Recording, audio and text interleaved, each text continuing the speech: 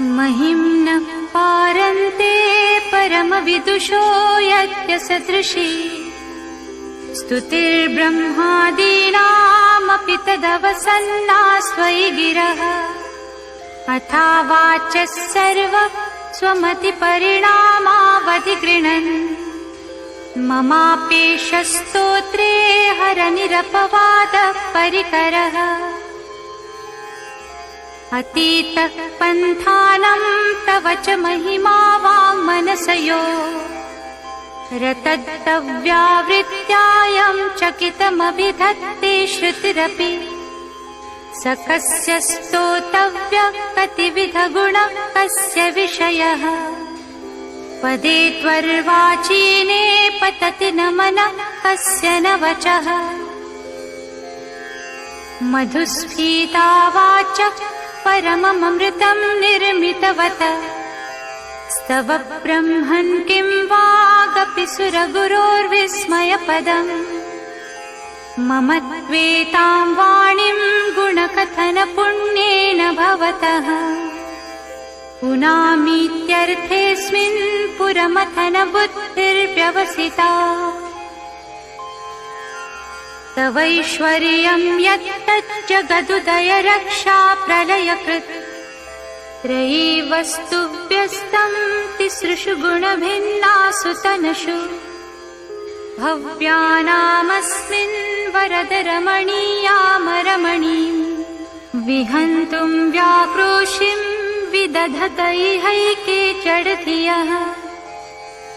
किमिह किङ्कायस्य खलु किमुपाय त्रिभुवनम् इमाधारो धाता सृजति किमुपादान इति च अतर्कैश्वर्ये त्वय्यनवसरदुःस्थो हतधियः कुतर्कोऽयं कांश्चिन्मुखर्यति मोहाय जगतः अजन्मानो लोका किमवयववन्तोऽपि जगताम् अधिष्ठातारं किं भवविधिरनादृत्य भवति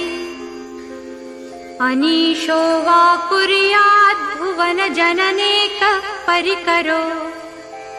यतो मन्दा स्वां प्रत्यमरवरसंशेरत इमे त्रयी साङ्ख्यं योगः पशुपतिमतं वैष्णवमिति प्रभिन्ने प्रस्थाने परमिदमदः पथ्यमिति च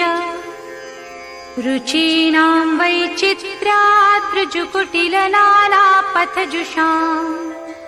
नृणामेको गम्यस्त्वमसि पयसामर्णवैव महोक्षः खट्वाङ्गं परशुरजिनं भस्मफणिनः कपालं चेति यत्तव वरद तन्त्रोपकरणम् सुरास्तां तां वृद्धिं दधति तु भवद्दुप्रणिहिता न हि स्वात्मा रामं विषयमृगतृष्णा भ्रमयति ध्रुवं कश्चित् सर्वं सकलमपरस्त्वद्ध्रुवमिदम्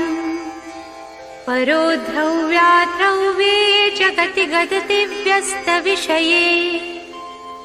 समस्तेऽप्येतस्मिन् पुरमथनतैर्विस्मित इव स्तुवैर्जिह्रेमि त्वान्न खलु ननु दृष्टा मुखरता तवैश्वर्यं यत्नाद्यदुपरि विरञ्चिर्हरिरथः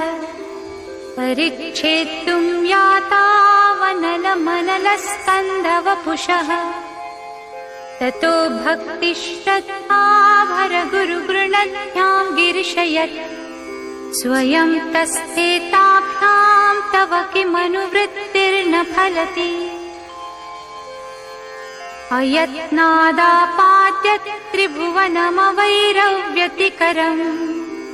दशास्यो यद्बाहू न भृतरणकण्डो परवशान् शिरः पद्मश्रेणीरचितचरणाम्भोरुहबलेः स्थिरायास्त्वद्भक्ते स्त्रिपुरहर विस्फूर्जितमिदम् अमुष्यत्वत्सेवा समधिगतसारं भुजबलम् बलात्तैलासेऽपि त्वदधिवसतौ विक्रमयतः अलभ्या पातालेऽप्यलसचलिताङ्गुष्ठशिरसि प्रतिष्ठा त्वय्यासीत् ध्रुवमुपचितो मुह्यति खलः यदृद्धिं सुस्त्राम्नो वरद परमोच्चैरपि सति अधश्चक्रे बाणः परिजनविधेयस्त्रिभुवनः न तच्चित्रं तस्मिन् वरिवसितरि त्वच्चरणयोर्न कस्याप्युन्नत्यै भवति शिरसस्त्वय्यवनति अकाण्ड ब्रह्माण्ड क्षयचकितदेवासुरकृपा विधेयस्यासीत्यस्त्रिनयनविषं संहृतवतः सकल्माषः कण्ठे तव न कुरुतेन श्रियमहो विकारोऽपि श्लाघ्यो भुवनभयभङ्गव्यसनिनः असिद्धार्था नैव क्वचिदपि स देवासुरनरे निवर्तन्ते नित्यं जगति जयिनो यस्य विशिखाः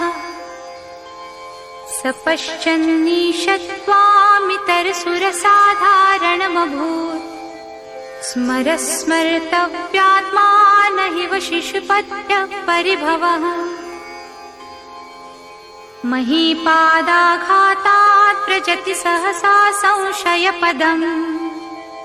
पदं विष्णोर्भ्राम्यत् भुजपरिघरुग्णग्रहगणम् महोद्योर्दौस्त्यं यात्यनिभृतजटाताडिततटा जगद्रक्षायै त्वं नटसि ननु वामैव विभूता वियद्व्यापीतारागणगुणितफेनोद्गमरुचिः प्रवाहो वाराम्यः पृषतलघुदृष्टशिरसि ते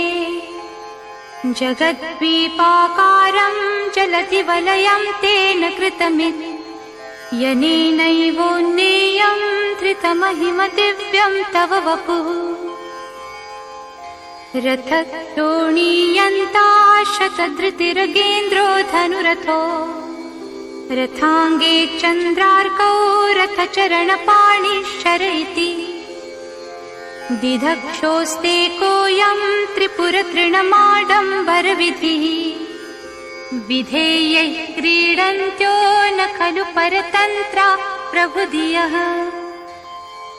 हरिस्ते साहस्रं कमलवलिमादाय पदयोः यदेको नेतस्मिन् निजमुदहरन्नेत्रकमलम्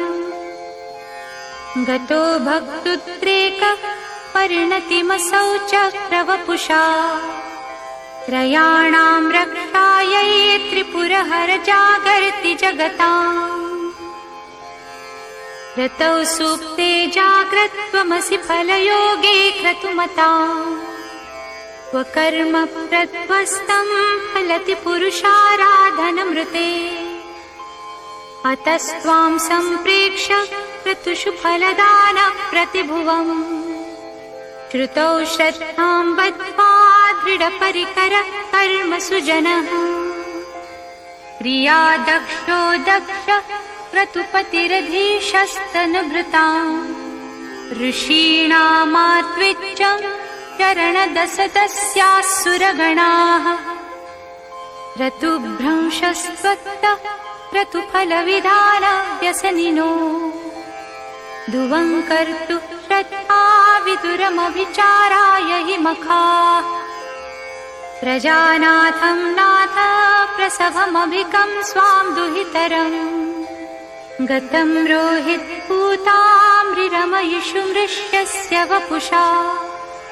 धनुष्पाणिर्यातं दिवमपि सपत्राकृतममुम्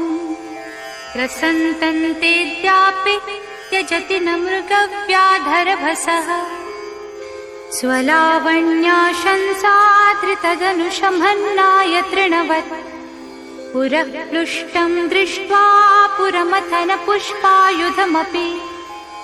यदि स्त्रैणं देवी यमनिरतदेहार्धघटनात् अवैतित्वा मद्धावत वरदमुक्ता युवतयः श्मशानेष्वा क्रीडा स्मरहर पिशाच सहचरास् चिताभस्मालेप स्रगपि नृकरोटी परिकरः अमङ्गल्यं शीलं तव भवतु नामैवमखिलम् तथापि स्मर्तॄणां वरद परमं मङ्गलमसि मनः प्रत्यक्चित्ते सविधमवधायात्तमरुतः प्रधिष्ठद्रोमाण प्रमदसलिलोत्सङ्गितदृशः यदा लोक्याह्लादं हृदैव निमज्जामृतमये दधत्यन्तस्तत्त्वं किमपि यमिनस्तत् किल भवान् त्वमर्कस्त्वं सोमस्त्वमसि पवनस्त्वं हुतवः त्वमापस्त्वं व्योमस्त्वमुदरणिरात्मा त्वमिति च परिच्छिन्नामेवं त्वयि परिणता बिभ्रतु गिरम् न विद्मस्तत्तत्त्वं वयमिह तु यत्त्वं न भवसि त्रयीं तिस्रो वृत्तिस्त्रिभुवनमथो त्रीनपि सुरा अकाराद्यैर्वर्णैर्स्त्रिभिरभिदधत्तीर्न विकृति तुरीयं ते धाम ध्वनिभिरवरुन्धानमणुभिः समस्तं व्यस्तं त्वां शरणदगृणाद्योमिति पदम् भवः शर्वो रुद्र पशुपतिरथोग्र सह महास्तथा भीमेशानाविति यदभिधानाष्टकमिदम् अमुष्मिन् प्रत्येकं प्रविचरति देवश्रुतिरपि प्रियायास्मै धाम्ने प्रणीतनमस्योऽस्मि भवते नमो नेदिष्ठाय प्रियदवदविष्ठाय च नमो नमः तोदिष्ठाय स्मरहरमहिष्ठाय च नमः नमो वर्षिष्ठाय त्रिनयनयविष्ठाय च नमो नमः सर्वस्मै ते तदिदमिति सर्वाय च नमः बहलरजसे विश्वोत्पत्तौ भवाय नमो नमः प्रबलतमसे तत्संहारे हराय नमो नमः जनसुखकृते सत्त्वोद्रिक्तौ मृडाय नमो नमः प्रमहसि पदे निस्त्रैगुण्ये शिवाय नमो नमः कृशपरिणति चेतः क्लेशवशं क्वचेदम् क्वच तव गुणसीमोल्लङ्घिनी शश्वतृप्तिः इति चकितममन्दीकृत्य मां भक्तिराधा वरद चरणयोस्ते वाक्यपुष्पोपहारम् असितगिरिसमं स्यात् कज्जलं सिन्धुपात्रे सुरतरुवरशाखा लेखनी पत्रमूर्वी लिखति यदि गृहीत्वा शारदा सर्वकालम् तदपि तव गुणानाम् ईशपारं न याति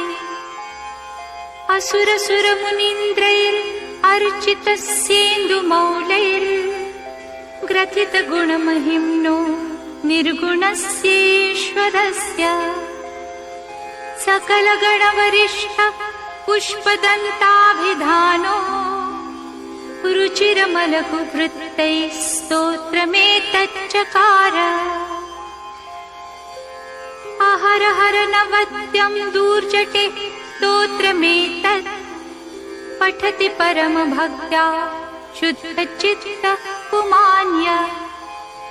स भवति शिवलोके रुद्रतुल्यस्तथात्र प्रचुरतरधनायुः पुत्रवान् कीर्तिमांश्च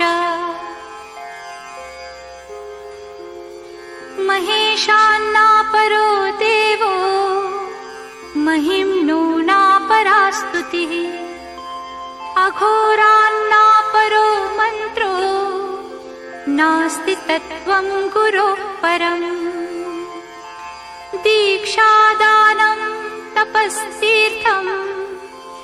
ज्ञानं यागादिकाः क्रियाः महिम्नः तव पाठस्य कलां नार्हन्ति षोडशीम् कुसुमदशननामा सर्वगन्धर्वराज शिशुशशिधरमौलेर्देवदेवस्य दासः स गुरुनिजमहिम्नो भ्रष्ट एवास्य रोषा स्तवनमिदमकार्षीत् दिव्यं महिम्नः सुरवरमुनिपूज्यं स्वर्गमोक्षैकहेतुम् पठति यदि मनुष्यः प्राञ्जलिर्नान्यचेताः व्रजति शिवसमीपं किन्नरैः स्तूयमानः स्तवनमिदममोघं पुष्पदन्तप्रणीतम् श्रीपुष्पदन्तमुखपङ्कजनिर्गतेन स्तोत्रेण किल्बिषहरेण हरप्रियेण कण्ठस्थितेन पठितेन समाहितेन सुप्रीणितो भवति भूतपतिर्महेशः आसमाप्तमिदं स्तोत्रम् पुण्यं गन्धर्वभाषितम् अनौपम्यं मनोहारी शिवमीश्वरवर्णनम् तव तत्त्वं न जानामि कीदृशोऽसि महेश्वर यादृशोऽसि महादेव तादृशाय नमो नमः एककालं द्विकालं वा त्रिकालं यः पठे नरः सर्वपापविनिर्मुक्तः शिवलोके महीयते इत्येषा वाङ्मयी पूजा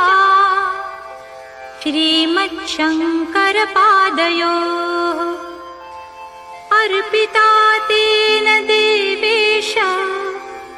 प्रीयतां मे सदा शिवः श्रीपुष्पदन्तविरचितं श्रीशिवमहिम्नस्तोत्रम् सम्पूर्णम्। ॐ नमः शिवाय। ॐ नमः शिवाय।